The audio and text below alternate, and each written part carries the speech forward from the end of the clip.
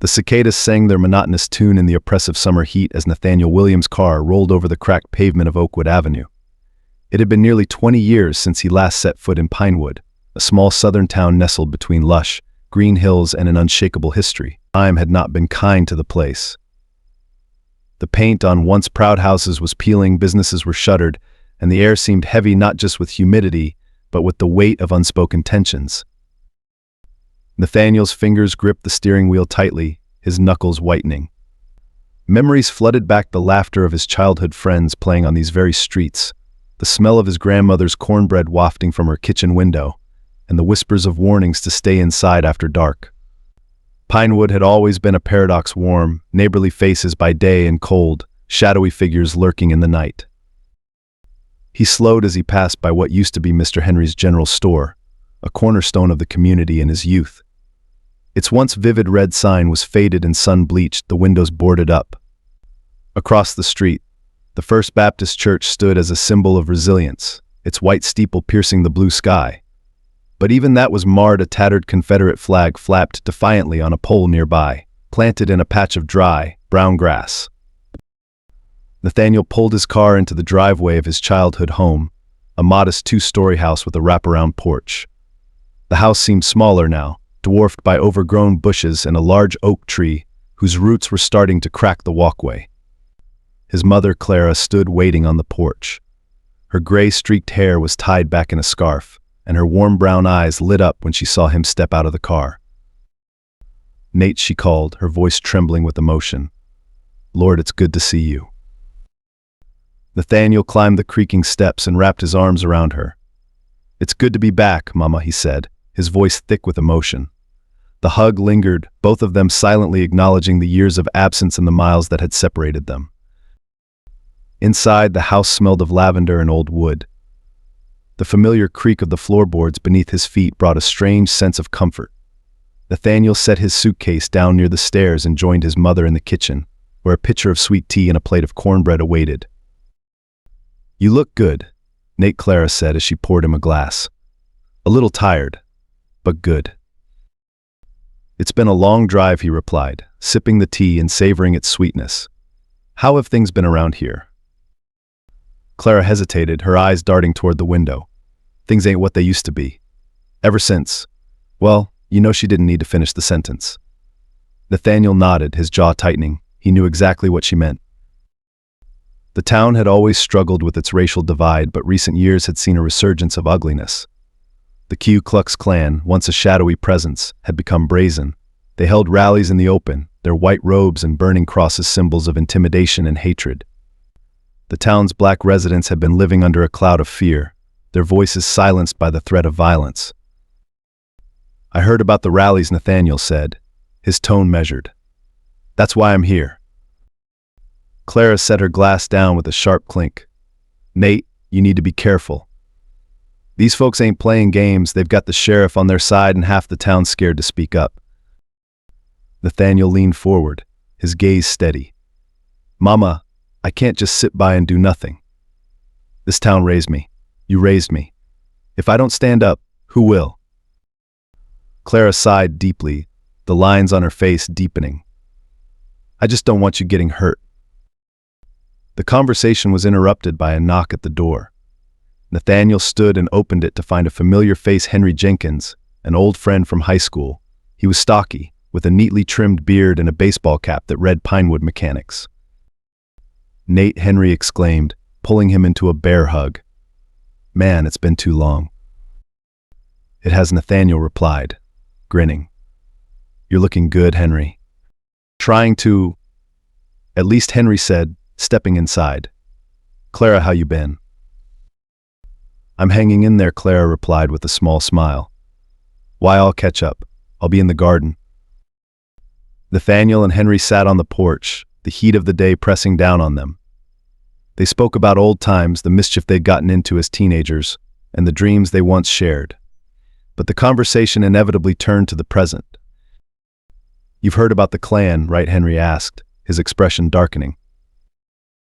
"Yeah, Mama filled me in a little," Nathaniel replied. "It's worse than I thought, isn't it?" Henry nodded. "They've got the whole town on edge. Last month they burned a cross on the Johnsons' lawn. The month before that, they vandalized the church. And the sheriff? He looks the other way. Nathaniel's stomach churned. And no one's fighting back. Folks are scared, Nate. They don't want to risk their families. But me? I'm tired of hiding. That's why I'm glad you're here. Nathaniel looked out at the street, where children played on bikes and neighbors exchanged polite waves. The surface of the town seemed calm, but underneath was a seething unrest. I didn't come back just to visit, he said finally. I'm here to make things right. Henry's eyes gleamed with a mix of hope and determination. What do you have in mind?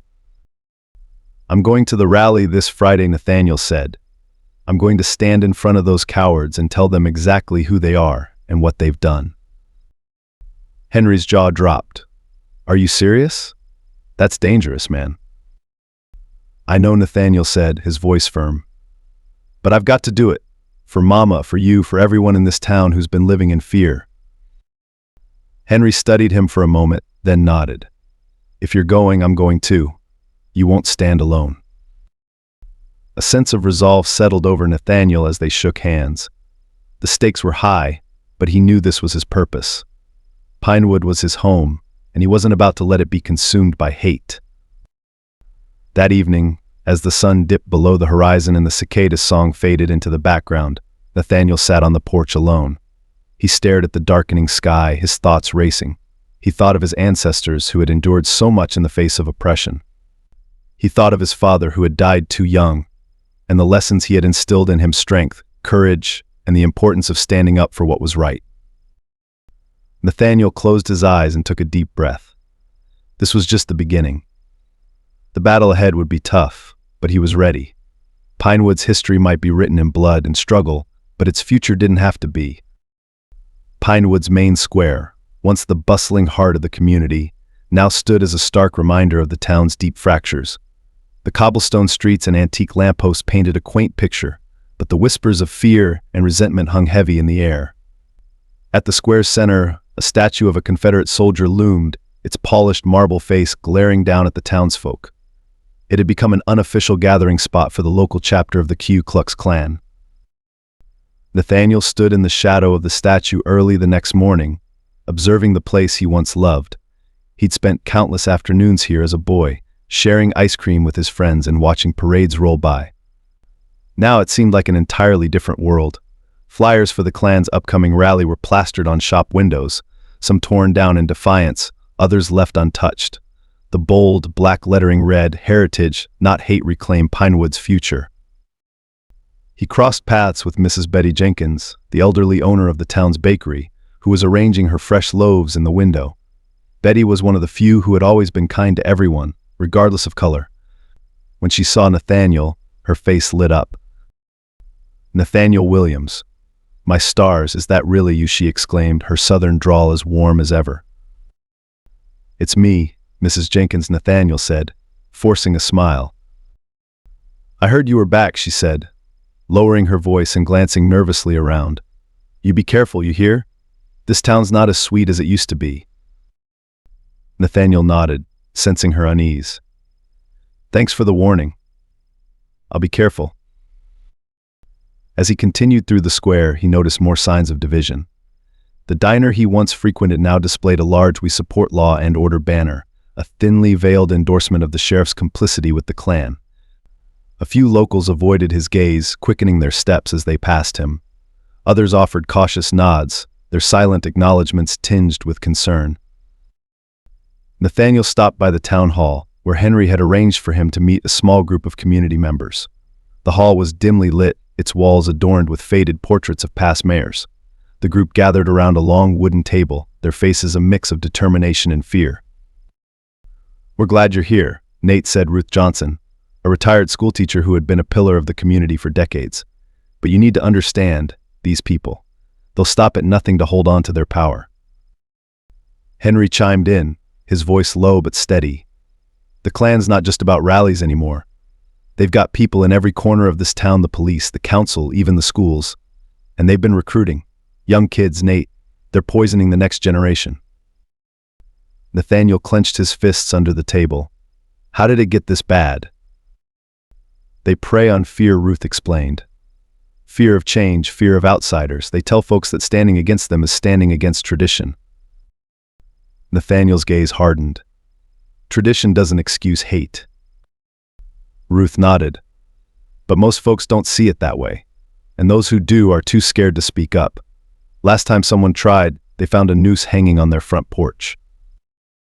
The room fell silent, the weight of her words pressing down on them. Nathaniel scanned the faces around him, seeing a reflection of his own frustration and anger. He realized this fight was bigger than he'd imagined. It wasn't just about confronting the Klan, it was about giving the town's oppressed voices the courage to rise. Friday, Nathaniel said finally, "At their rally, I'm going to speak. They need to hear the truth, whether they want to or not." Ruth placed a trembling hand on his. "You be careful, son, and know we're behind you no matter what." As the meeting ended and the group dispersed, Nathaniel lingered in the hall, staring at the portrait of a mayor from decades past. The man's stern expression seemed to judge him, a symbol of the town's unyielding grip on its dark history.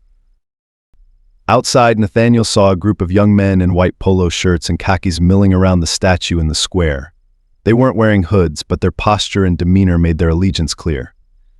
One of them spotted Nathaniel and whispered to the others, their laughter echoing across the square. Nathaniel met their gaze, unflinching.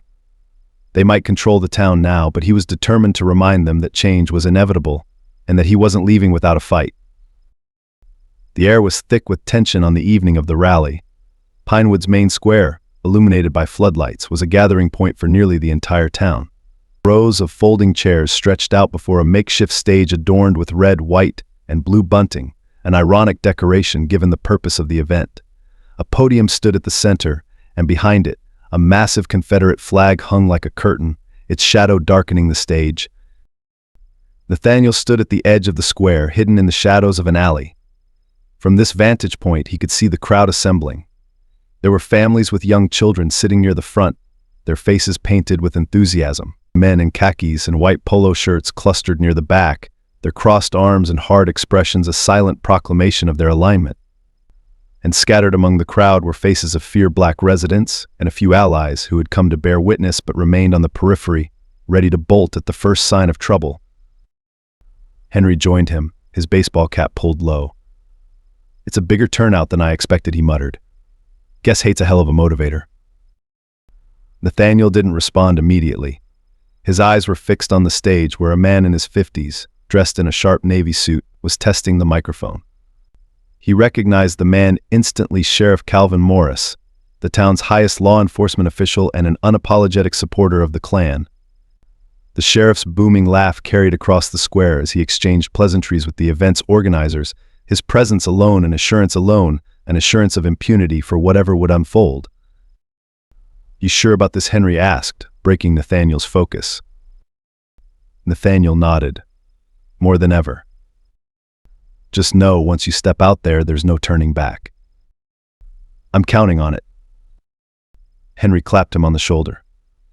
"All right, I've got your back, man, whatever happens."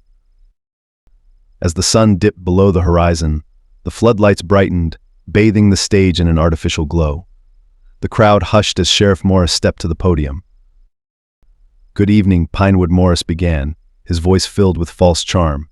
"Tonight we come together not in hate, but in heritage, to honor the traditions that built this town and made it what it is today." Applause erupted, though it was clear not all present were clapping. Nathaniel noticed the hesitation in some faces, particularly those who weren't white. Their still hands and darting eyes spoke volumes. "This isn't about division," Morris continued, his tone syrupy. "It's about unity, about protecting our way of life."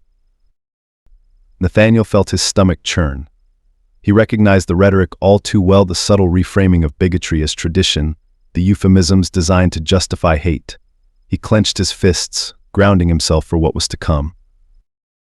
The sheriff stepped aside, making way for the event's keynote speaker, Walter Griggs, the local KKK chapter leader. Dressed in a gray blazer and a crimson tie, Griggs exuded a calm menace. His salt and pepper hair was slicked back, and his piercing blue eyes scanned the crowd as if daring anyone to challenge him. "Friends," Griggs began, his voice smooth yet chilling. "Our town is at a crossroads. Forces from the outside want to tear apart the fabric of Pinewood. They want to rewrite our history, dismantle our traditions, and shame us for being proud of who we are." Cheers erupted from the crowd, and Griggs waited for the noise to die down before continuing. "But we will not bow. We will not let them poison our children or take what's rightfully ours." Nathaniel could feel his pulse quickening. Every fiber of his being told him to charge the stage, to shout Griggs down, but he waited. Timing was everything. Griggs leaned into the microphone, his voice dropping to a conspiratorial tone. "We know who they are. The ones who call us hateful. The ones who refuse to respect our heritage. They think they can silence us, but they're wrong." The crowd roared again, and Nathaniel saw several young men in the back exchange knowing smirks. One of them raised a fist and others followed, a ripple of defiance spreading through the sea of people. "Now," Griggs said, spreading his arms theatrically, "let's hear from some of our proud citizens. Folks who know the value of tradition." One by one, speakers took the stage: local business owners, a retired teacher, even the town's mayor. Each one echoed the same tired talking points about preserving heritage and protecting the town from outsiders. Their words blurred together, a relentless tide of thinly veiled racism. Nathaniel's moment came when Griggs invited the crowd to share their thoughts. "We welcome anyone who has something to say," he declared. "This is a free town, after all." The irony wasn't lost on Nathaniel as he stepped forward, emerging from the shadows. A hush fell over the crowd as heads turned toward him. His tall frame and confident stride commanded attention, and it didn't take long for whispers to ripple through the audience. "Is that? What's he doing here?" Griggs' eyes narrowed as Nathaniel approached the stage. "Well, look who decided to join us," he said, his voice dripping with mockery. "Ladies and gentlemen, let's welcome Nathaniel Williams, one of Pinewood's own." Nathaniel mounted the steps to the stage, his heart pounding but his face calm. He took the microphone from Griggs, locking eyes with the man for a brief, charged moment. Then he turned to the crowd. "Thank you for allowing me to speak," he began, his voice steady. "I was born and raised in Pinewood. This town is as much a part of me as I am of it. That's why it breaks my heart to see what it's become." A murmur spread through the crowd, some leaning forward in curiosity, others crossing their arms in defiance. "I grew up hearing the same words you've heard tonight," Nathaniel continued. "Heritage, tradition, pride, but what do those words really mean? Whose heritage? Whose pride? Is it something we can all share, or is it built on the backs of those who were never allowed a voice?" The murmurs grew louder, and Nathaniel saw Sheriff Morris shift uncomfortably at the edge of the stage. For generations, this town has clung to a version of history that erases its darkest truths. But tonight, I'm here to tell you a different story. A story about my family. He paused, letting the weight of his words settle over the crowd. "My great-grandfather was born in this town. He was a sharecropper who worked these fields, building wealth and prosperity not for himself, but for the very people who now preach about pride and tradition." Griggs stepped closer, his face tight with barely concealed rage. "That's enough," he growled, but Nathaniel ignored him. "My great-grandfather's labor helped build the wealth that many of you enjoy today," Nathaniel said, his voice rising. "But his name isn't in your history books. His sacrifices aren't honored in your parades. And why? Because acknowledging that truth would mean admitting that your pride is rooted in oppression." The crowd was restless now, divided between those who sat in stunned silence and those who shouted angrily. A voice from the back yelled, "Go back where you came from." Others joined in, their voices a cacophony of resistance. Nathaniel stood firm, his voice cutting through the chaos. "I'm not here to fight you. I'm here to remind you that this town is more than its past. It can be a place of growth, of healing, of unity, but only if we're willing to face the truth." Before he could say more, a group of men rushed the stage, led by Griggs. Henry appeared out of nowhere, stepping between Nathaniel and the advancing mob. "You'll have to go through me first," Henry said, his voice calm but resolute. The tension reached a boiling point as the crowd surged forward. Nathaniel glanced at Henry, then back at the crowd. His words had sparked something: anger, yes, but also something deeper. Seeds of doubt, of reflection. As security escorted Nathaniel off the stage, the crowd erupted into chaos. But Nathaniel felt no fear. He had done what he came to do. The truth was out, and the town of Pinewood would never be the same. The night air was electric as Nathaniel and Henry retreated to a safe distance from the square. They found refuge behind the darkened storefront of an old hardware shop, its faded sign a testament to better days. The sound of the crowd's uproar still echoed through the streets, a mix of anger, confusion, and the unsettling rumble of unease. Nathaniel leaned against the cool brick wall, his chest heaving as he processed the chaos he had just walked into. Henry, his face glistening with sweat, crouched beside him. "Man, you've got guts, I'll give you that. But they're furious. You saw how they reacted. It's going to get worse before it gets better." Nathaniel nodded, his mind racing. He knew the risks when he decided to step onto that stage. Still, he hadn't anticipated the sheer venom in some of the faces he'd seen. But among the hostility, there had been glimmers of something else: hesitation, even discomfort. Seeds of doubt sown in the hearts of a few. "That's the point," Henry Nathaniel said finally, his voice steady despite the turmoil inside. They needed to hear it. The truth won't sit well with people who've been fed lies for generations. But it had to be said. Henry exhaled sharply. "You're playing with fire, Nate. You know that, right?" "Fire is the only thing that can forge something new," Nathaniel replied. His eyes scanned the distant crowd, watching as some began to disperse while others lingered, gesturing and arguing among themselves. Suddenly, the sound of footsteps approached. Both men stiffened, ready to bolt if necessary. But the figure that emerged from the shadows wasn't a threat. It was Ruth Johnson, her frail frame wrapped in a shawl, her sharp eyes gleaming with urgency. "Ruth," Nathaniel said, surprised. "What are you doing out here?" She waved off his concern. "I've lived through worse nights than this, Nathaniel. I came to find you." Henry helped her sit on an overturned crate. "You shouldn't be wandering around with tempers running high." Ruth ignored him, fixing Nathaniel with a penetrating gaze. "What you said up there hit home for more people than you think. But it's not enough to shake them. They'll fight back harder now." Nathaniel crouched beside her. "I know, Ruth. But I'm not finished yet." She nodded, understanding. "Good. Because if you're going to stand up to them, you need to know the full story." "What do you mean?" Nathaniel asked, his brow furrowing. Ruth sighed, her hands trembling slightly as she adjusted her shawl. "Your great-grandfather wasn't just a sharecropper, Nathaniel. He was part of something much bigger, a movement to fight the very people who built their power on the backs of men like him." Nathaniel's heart skipped a beat. "What are you saying?" "I'm saying that the land your great-grandfather worked wasn't just a plantation. It was owned by the family that started this clan chapter," Ruth said, her voice heavy with the weight of history. "And when he tried to organize the workers to demand fair treatment, they silenced him. Permanently." Nathaniel's breath caught in his throat. He had heard whispers of his great-grandfather's activism, stories told in hushed tones at family gatherings, but he had never known the full extent of it. Ruth continued, her voice trembling but resolute.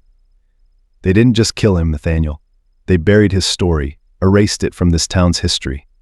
That statue in the square, it stands on the land where he and others were made to toil. Their pain, their sweat, it built this town."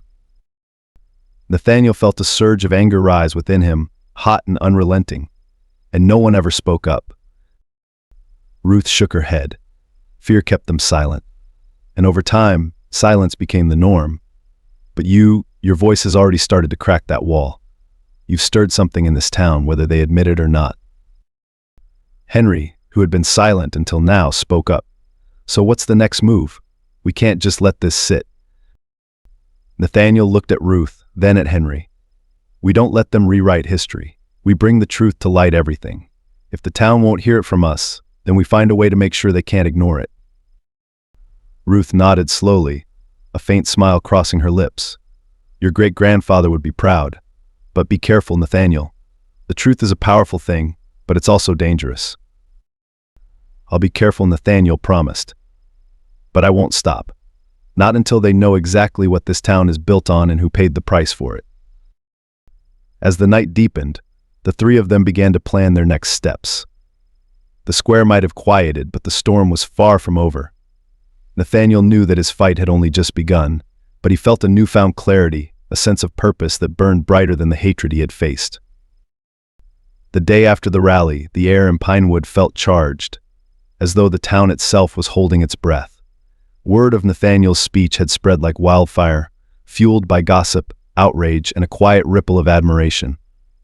Some whispered his name with contempt, others with cautious hope. To the KKK chapter, Nathaniel had become a direct threat, but to the town's marginalized residents, he was a spark of possibility for change. Nathaniel spent the morning poring over old records in the town's small, neglected library. He sat at a wooden desk covered in dust, flipping through yellowed pages and faded photographs. Ruth had directed him to a collection of local history archives, a mix of donated items and official town records. Though fragmented and incomplete, the documents told a story of dark, hidden truth buried under decades of sanitized nostalgia. In the dim light, Nathaniel came across a ledger dated 1892. The elegant cursive entries chronicled labor contracts from a plantation that had once occupied the land now known as Pinewood. The names of workers were listed alongside their wages, meager sums that hardly reflected the grueling labor they endured. Near the bottom of the page, he found the name he had been searching for: Nathaniel Williams.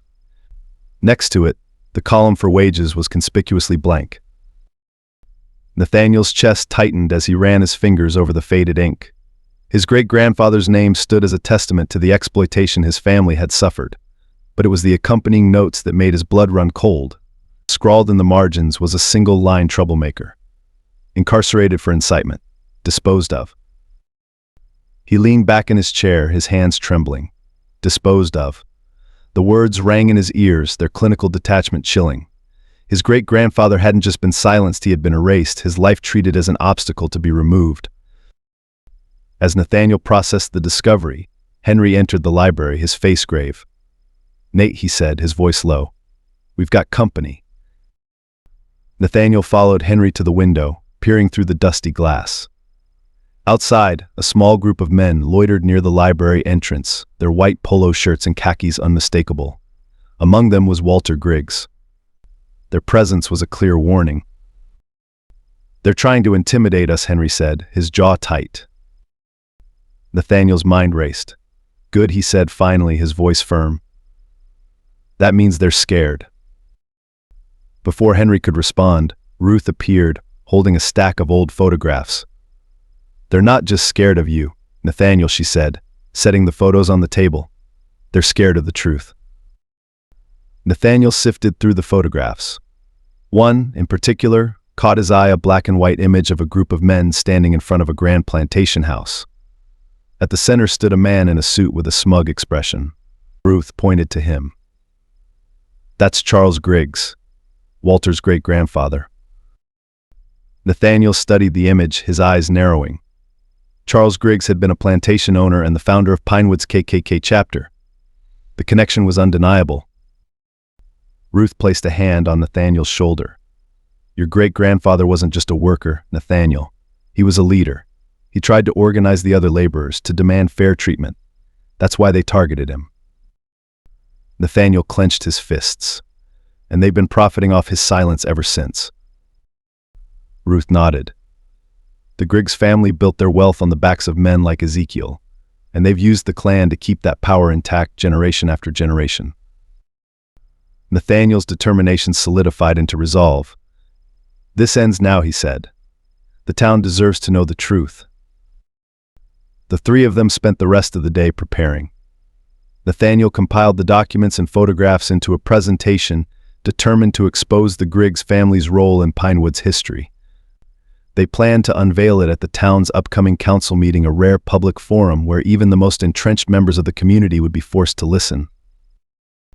As night fell, Nathaniel stood in the doorway of his childhood home, staring out at the quiet street. He knew the risk he was taking. The Griggs family and their allies wouldn't back down easily, but he also knew that this fight was bigger than him. "I won't let them bury this anymore," he said aloud, as if speaking to his ancestors. "Your voices will be heard." The wind rustled the leaves of the old oak tree in the yard, a soft, almost affirming sound. Nathaniel took a deep breath, readying himself for the battle ahead. The truth was out there now, and no amount of intimidation could put it back in the shadows. The town council meeting took place in the same chamber where generations of Pinewood's leaders had convened, their decisions shaping the lives of everyone who called the town home. The room was packed to capacity, the air buzzing with a mix of curiosity, tension, and hostility. On one side of the aisle sat members of the KKK chapter and their sympathizers, faces stoic and defiant. On the other, Pinewood's marginalized residents and a handful of quiet allies, their presence a silent testament to their hope for change. Nathaniel stood near the front of the room, his heart pounding as he prepared to speak. Beside him, Henry and Ruth offered silent support. Spread out on a table before him were the documents, photographs, and records he had uncovered, evidence of a truth the town had spent decades suppressing. His hands hovered over them, steady despite the weight of what he was about to reveal.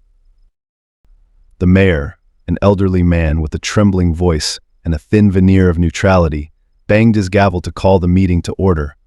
"We are here tonight," he began, "to address the growing tensions in our community. I'd like to remind everyone to remain respectful and civil." Nathaniel almost laughed at the irony. Respect had been the last thing on the minds of those who had built their power on the backs of his ancestors. He glanced at Walter Griggs, seated near the front row. The man's eyes burned with barely concealed rage, his jaw set in defiance. The mayor continued, "We've allowed Mr. Nathaniel Williams to address the council tonight. Mr. Williams, you have the floor." Nathaniel rose, the weight of every eye in the room settling on him. He walked to the podium, the silence so profound he could hear the scrape of his shoes on the floor. Taking a deep breath, he looked out over the crowd, his gaze steady. "Thank you, Mayor," he began, his voice firm but calm. "And thank you, Pinewood, for giving me this opportunity to speak tonight." A murmur rippled through the audience, some shifting uncomfortably in their seats. Nathaniel held up a photograph of Ezekiel Williams, his great-grandfather, and placed it on the projector screen for all to see. "This is Ezekiel Williams," he said, his voice steady. "He was my great-grandfather. A man who lived, worked, and raised a family right here in Pinewood. But his name isn't in our history books, and his story isn't part of the heritage we claim to celebrate." He placed the plantation ledger onto the projector, the scrawled note about Ezekiel's disposal stark against the faded page. "This ledger is from 1892, from a plantation owned by Charles Griggs, the great-grandfather of Walter Griggs, who sits here tonight. My great-grandfather worked that land. He wasn't paid for his labor, and when he tried to organize his fellow workers, he was silenced." The room erupted. Shouts of outrage came from the clan's side of the aisle, while murmurs of shock and disbelief spread among the rest. Walter Griggs shot to his feet, his face flushed. "This is nothing but lies," he bellowed. "My family built this town with their own hands." Nathaniel met his glare without flinching. "Your family built this town on the backs of men like Ezekiel," he said, his voice rising. "Men who were denied their humanity, their dignity, and their rightful place in history." Griggs started toward the podium, but the mayor raised a trembling hand. "Mr. Griggs, sit down," he barked, his voice firmer than Nathaniel had expected. Nathaniel continued, pulling out a faded photograph of the plantation workers. "These are the men and women who built Pinewood. These are the people whose sacrifices are ignored every time we claim heritage without acknowledging the truth. Their labor created the wealth this town thrives on, and their pain is the foundation of our so-called traditions." He stepped away from the podium, letting the images and documents on the projector speak for themselves. The room was silent now, the weight of history pressing down on everyone present. Ruth stood, her voice clear and strong despite her age. "This town has been running from the truth for too long," she said. "We can't move forward if we don't face our past." A young woman in the back of the room, one of the town's few black high school students, stood as well. "What kind of legacy are we leaving if we don't change?" she asked, her voice trembling. "I don't want my kids to grow up in a town that hides from its own history." More voices joined in, a ripple of courage spreading through the room. For every cry of support, however, there was a shout of defiance. "You're trying to rewrite history," someone yelled. "This is all propaganda." Nathaniel returned to the podium, his gaze sweeping the room. "This isn't about rewriting history," he said firmly. "It's about telling the whole story. It's about acknowledging the pain, the struggle, and the strength of those who were erased. This isn't just my family's story, it's Pinewood's story, and it's time we told it." The meeting ended in chaos, but as Nathaniel stepped outside, he felt a glimmer of hope. Small groups of townsfolk lingered on the steps, deep in discussion. Some argued, others reflected, but the conversation had started, and there was no turning back. The weeks that followed were tumultuous. The clan doubled down, holding rallies and spreading propaganda to counter Nathaniel's revelations. But the tide was turning. More and more residents began to speak out, sharing stories of their own families' struggles and questioning the sanitized version of Pinewood's history. Nathaniel became a fixture in the community, organizing meetings, speaking at schools, and working with Ruth and others to preserve the stories of those who had been forgotten. The library became a hub of activity, its dusty archives transformed into a living record of the town's true history. One evening, as the sun set over Pinewood, Nathaniel stood in the town square, staring at the Confederate statue. Beside him was the young high school student who had spoken at the council meeting. "They'll take it down one day," she said quietly. "I believe that." "So do I," Nathaniel replied, a small smile crossing his lips. "But it's not just about the statue, it's about what we put in its place." The girl nodded.